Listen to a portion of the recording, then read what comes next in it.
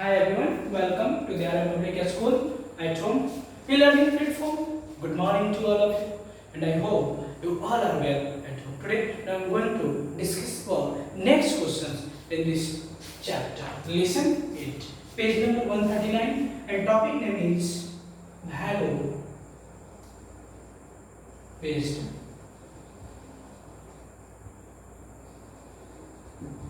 questions.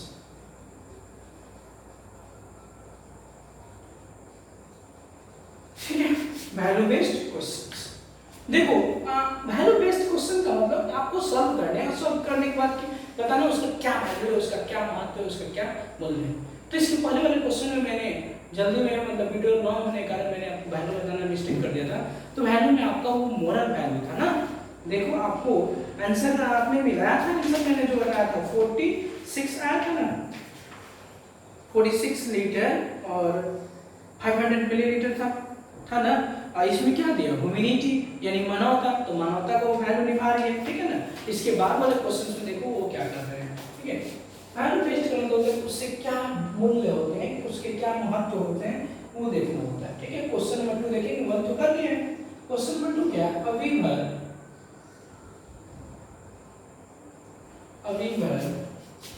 Family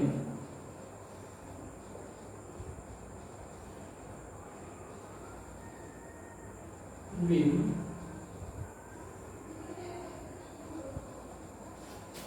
8 meter 18 centimeter length of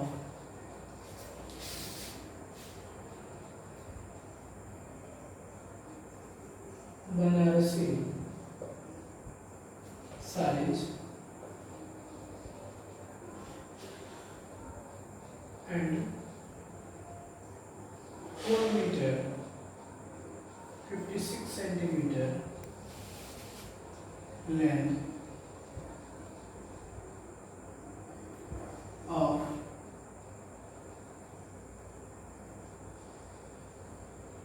Kanchipuram saree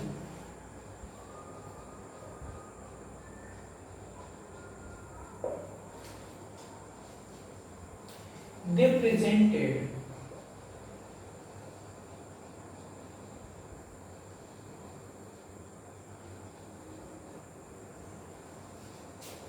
these items in the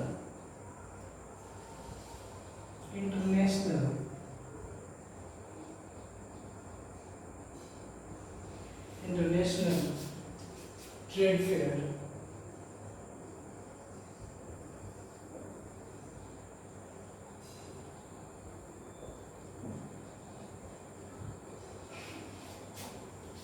how much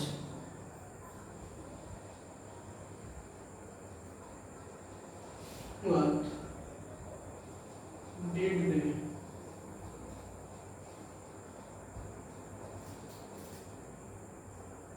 with in all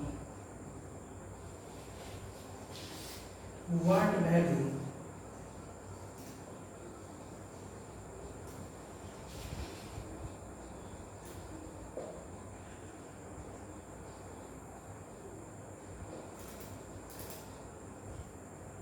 depicted by the family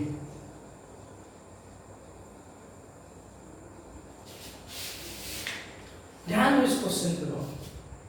अब weaver family विव 18 metre 18 centimetre 8 metre 8 metre 18 centimetre length of Banarasi saris and 4 metre 56 centimetre length of Kanchipuram saris they presented these items in the international trade fair. Trade fair का मतलब होता है क्या, व्यापारिक मेला, व्यवसायिक मेला। how much cloth did they weave in all what value depicted by the fact, यानी टोटल उन्होंने कितने बुने, वीव मतलब क्या होता है, बुनना, साड़ियाँ बनाए हैं, बुने हुए हैं, और वो इंटरनेशनल मेले में, व्यापारिक मेले में क्या कर रहे हैं, उसको दिखाने जा रहे हैं। हाँ मैंने इतना किया है, रिप्रेजेंट कर रहे हैं। तो यहाँ पे अपने हार्ड लेवल का, हार्ड वर्क का, कठिन परिश्रम का वो दिखा रहे हैं कि मैंने कठिन परिश्रम करके इतना क्या किया है, बनाया है। क्लियर? लेकिन इस क्वेश्चंस को बनाएंगे, सॉल्यूशंस कैसे करेंगे? तो कुछ नहीं है, बिल्कुल आसान है। पूछा है कितने बनाया है, तो इसको और इसको ऐड कर दो। बहुत आसान क्वेश्चन है, इतना लंबा है लेकिन क्या बिल्कुल आसान है, ऐड कर दो।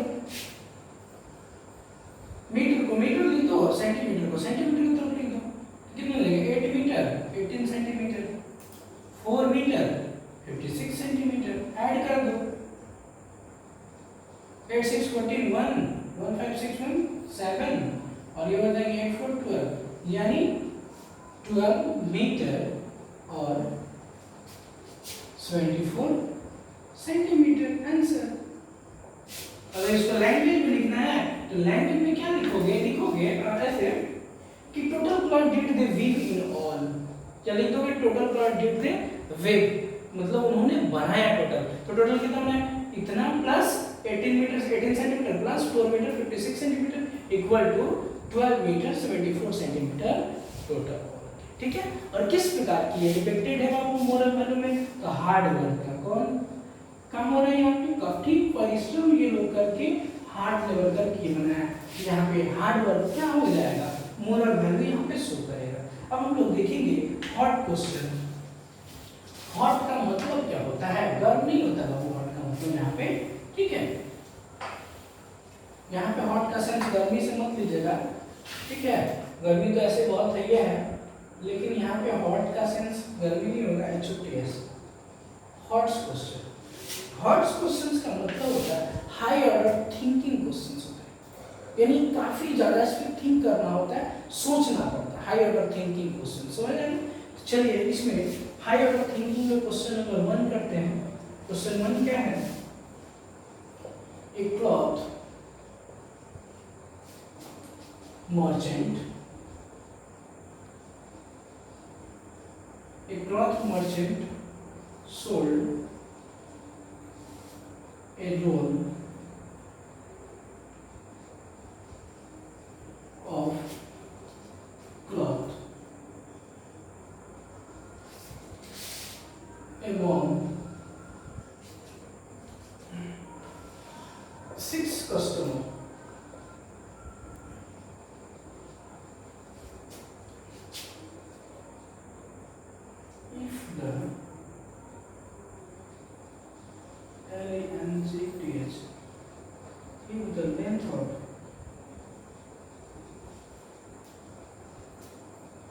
If the length of the roll is 540 meter,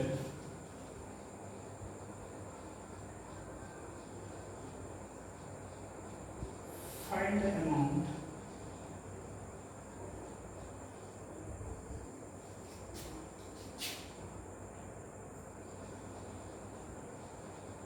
paid by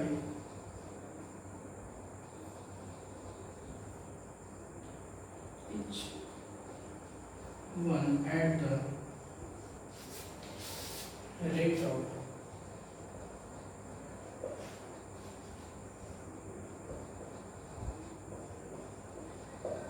50 per meter। सोचिए इस क्वेश्चन को, आप क्वेश्चन को कैसे सॉल्व करें?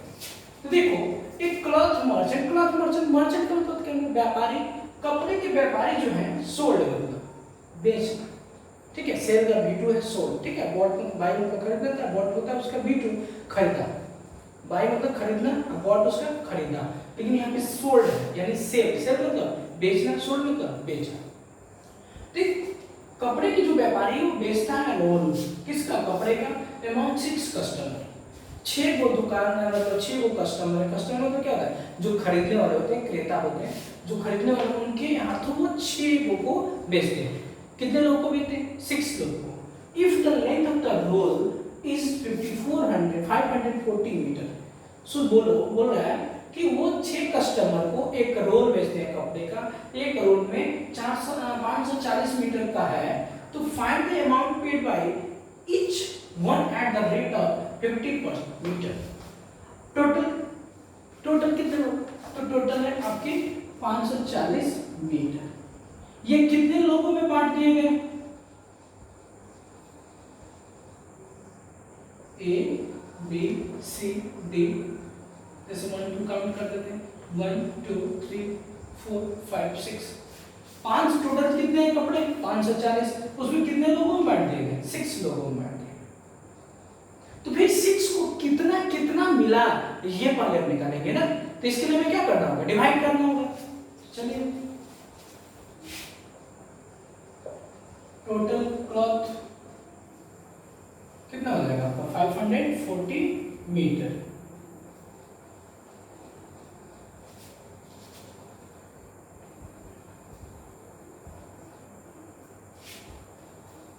तो क्या हो जाएगा? 1% यानी 1% बोलो या 1 कस्टमर बॉट, कितना हो जाएगा?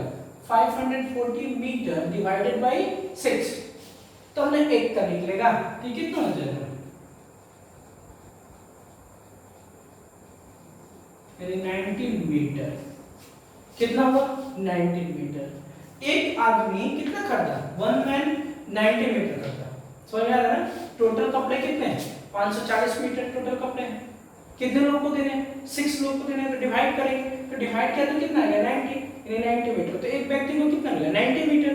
अब वो बोल रहा है क्या कि वो प्रत्येक व्यक्ति ने कितना रुपया दिया अगर 1 मीटर का चुम्बन, 1 मीटर का 50 रुपया दिया हो तो एक व्यक्ति 90 मीटर कपड़ा ले रहा है, तो 1 मीटर का 50 रुपया, तो 90 मीटर का कितना हो जाएगा? तो मल्टीप्लाई कर देंगे। इसलिए शो 1%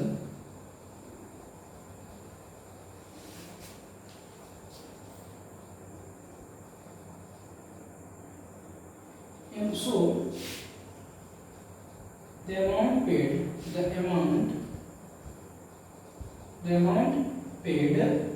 by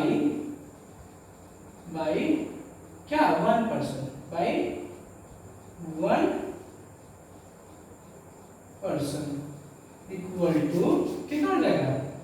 90 इंटू 1 मीटर 50 रुपया, तो 90 मीटर का मल्टीप्लाई कर देंगे, यानी 9500 rupees.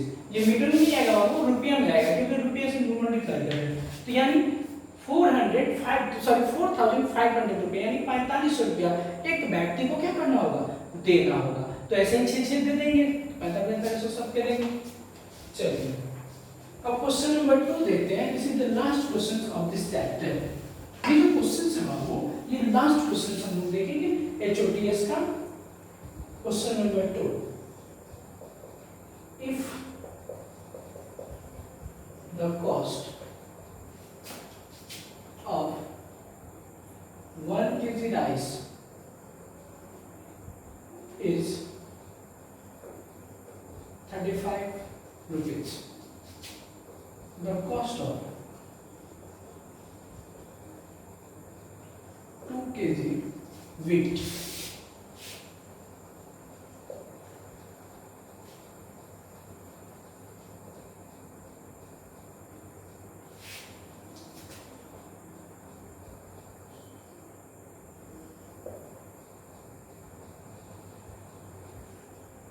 if the cost of 1 kg rice is the cost of 2 kg wheat is 60 rupees and cost of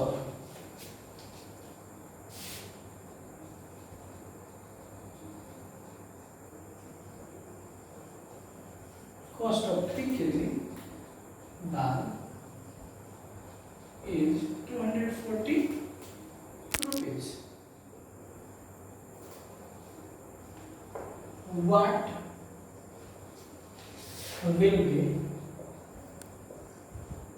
the amount paid by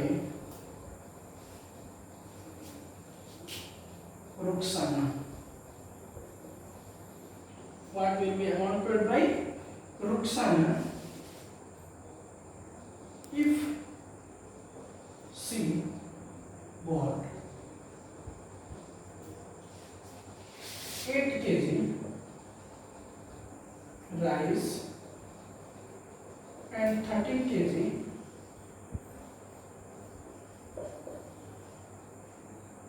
wheat and 2 kg दाल। समझो इसको, समझिए, ध्यान से समझिए। बोला है कि 1 केजी राइस का दाम कितना है, 35 रुपया। 2 केजी गेहूं का दाम है 60 रुपया वीट, और 3 केजी दाल का दाम है 240 रुपया। तो बताओ वो लड़की कितना, रुखसाना कितना रुपए देगी जब वो 8 केजी राइस कर देगी, 13 केजी वीट कर देगी एंड 2 केजी दाल कर देगी। तो देखो एक तो डायरेक्ट दिख रहा है कि 1 केजी राइस कॉस्ट भी, सॉल्यूशन में 1 केजी राइस कॉस्ट भी कितना है, 1 केजी राइस का 35 रुपया। 1 केजी का दाम कितना है, 35 रुपये। तो रुखसाना कितना केजी राइस करे, 8 केजी रुखसाना राइस खरीद रही है, तो इसलिए 8 केजी राइस कॉस्ट कितना हो जाएगा, 35 इंटू 8, यानी 8 5 40 4, यानी 280 रुपये।